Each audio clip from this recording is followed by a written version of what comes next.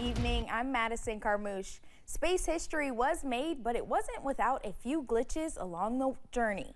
Alexa Minton has more information on the U.S.'s return to the moon. After 52 years, the United States has finally returned to the moon. A private company called Intuitive Machines sent out this lunar lander called Odysseus, nicknamed Odie. And after Odie's long journey, history has been made. Intuitive Machines 1, it's a company out of Houston that's landing a spacecraft on the surface of the moon on the south polar region of the moon. It'll be the first time that a non-government organization has landed on the surface of the moon. The mission was historic and worked on by scientists across the globe, even right here in Kentucky. Morehead State University is home to a 21-meter space tracking antenna and additionally a Space Mission Operating Center, perfect to include an Intuitive Machines lunar data network. We at Morehead State have been part of Intuitive Machines lunar data network since they created it, but one of the few stations that has the capability to command and track spacecraft at the moon and on the surface of the moon. And after traveling for 7 days, the lunar lander approached the surface of the moon. However, the lander's orbit around the moon was a little bit more elliptical than intended, and it was discovered that some landing equipment tech was not functioning. Mission Control lost communication for 6 excruciating minutes, and 11 minutes of silence after the original projected land time. We can confirm, without a doubt, as our equipment is on the surface of the moon and we are transmitting. And while the mission was a historic feat and deemed a success, history can always be spun in different ways. And this story might have to be, because the lunar lander Odie, while on the moon, is currently resting on its side. When we worked through the night to get other telemetry down, we noticed that in the Z direction, this direction, is where we're seeing the residual tank quantities. And while there might have been a few hiccups in the landing, Morehead State University is still holding excitement, telling WYMT that the spacecraft is healthy and sending data and receiving commands. MSU will continue to work with both NASA and Intuitive Machines as this mission continues to write itself in history, with Kentuckians and Kentucky students at the center of it all. For WKYT, I'm First Alert meteorologist Alexa Minton. Intuitive Machines is still working to assess exactly how much work Odysseus can carry out on the lunar surface before it loses its solar energy, as lunar night is around a week away.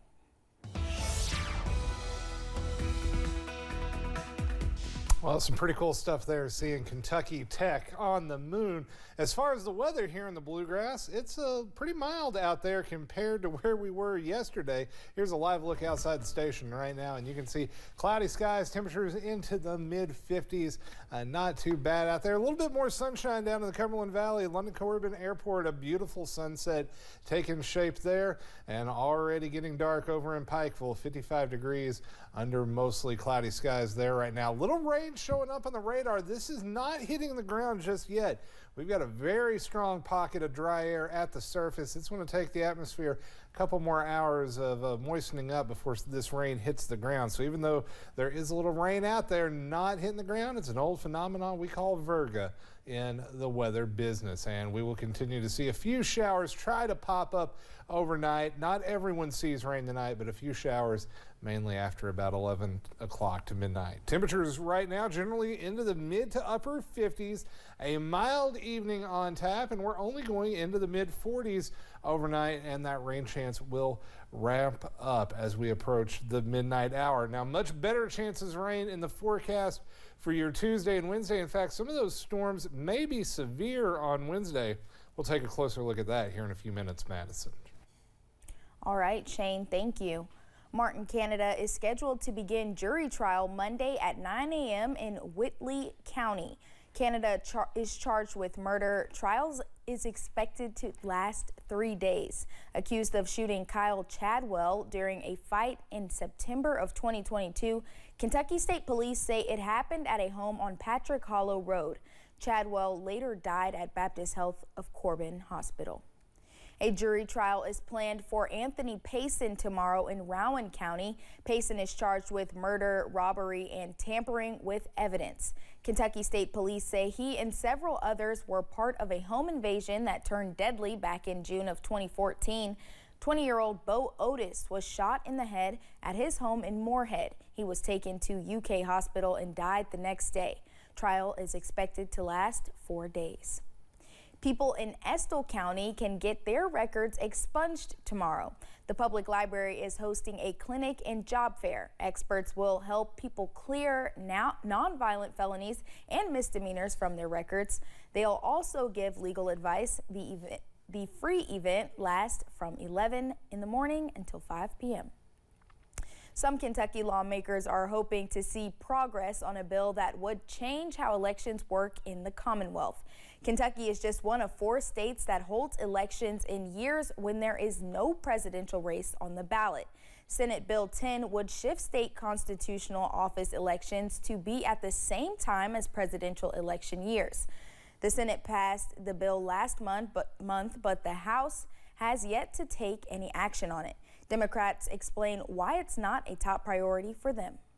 The fact that we can focus and that voters can focus just on that instead of having to focus on everything from president to the local jailer, is really well. We want people to focus just on Kentucky and just on Kentucky issues instead of nationalizing the gubernatorial race.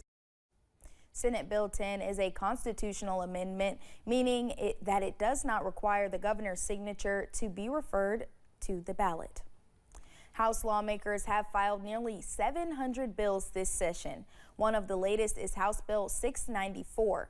It would give Kentucky teachers one-time payments of $2,000.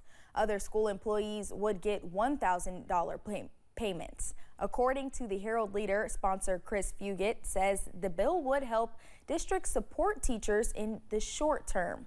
The Kentucky Education Association says one-time payments would be helpful, but not enough to solve salary problems. The current budget proposal does not include teacher raises. A new bill was filed that could affect daylight savings time going forward. House Bill 674 was filed Thursday and says Kentucky could be exempt from the observance of daylight savings time.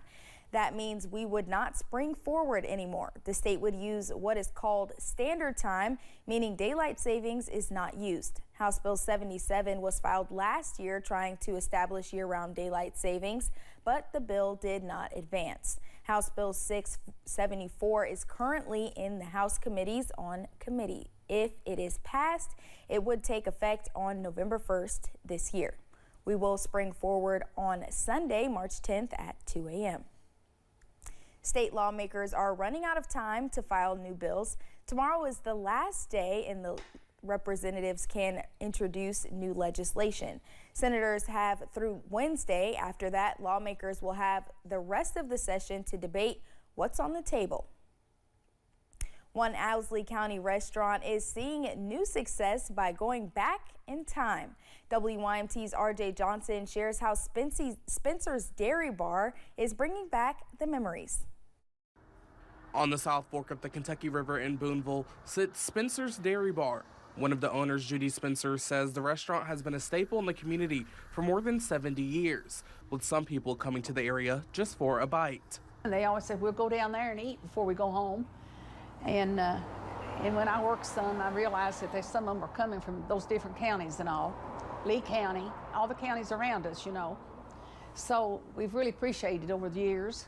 She says they recently changed their recipe back to how it was originally. A good business here for years, since 45, whenever you want to see a need to close.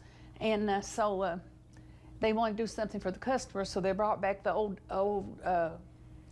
hamburgers they rolled out in balls and put their own recipe with the hamburger. She says nearly 20 years ago, they began using frozen patties, making things easier for the staff. It was improving with a lot of outsiders and things stopping here, that it was getting to be a hard job to roll them out. It was a cold job.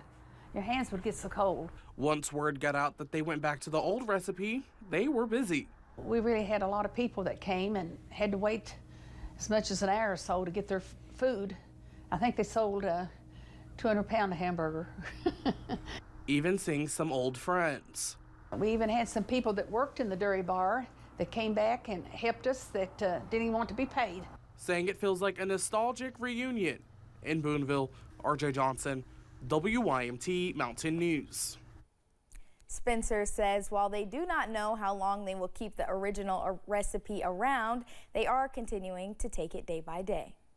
The Blackie community in Letcher County is starting to get ready for their annual Blackie Day. Blackie Day started as a 4th of July festival back in 1964. The festival was moved to May last year and brings a lot of food vendors, music, and more. President of the Blackie Improvement Committee, Mary Gail Adams, says Blackie Day brings a lot of people in for what is often referred to as a homecoming. They grew up here and they went to school at Stuart Robinson School, and it's a homecoming. You should see the families that they come for that purpose. It's like a family reunion for them, and they love it. Adams says her favorite part is the people that come celebrate, and without the people, there would be no reason for Blackie Day. Blackie Day will take place on May 10th, 11th, and 12th. Coming up, Congress has some decisions to make and on a tight time crunch and more. Ryan Henson gives us a D.C. look ahead. Forecast looking warmer as we go into the new work week, but with it comes chances of rain. We'll map those out using Future View on the other side of the break.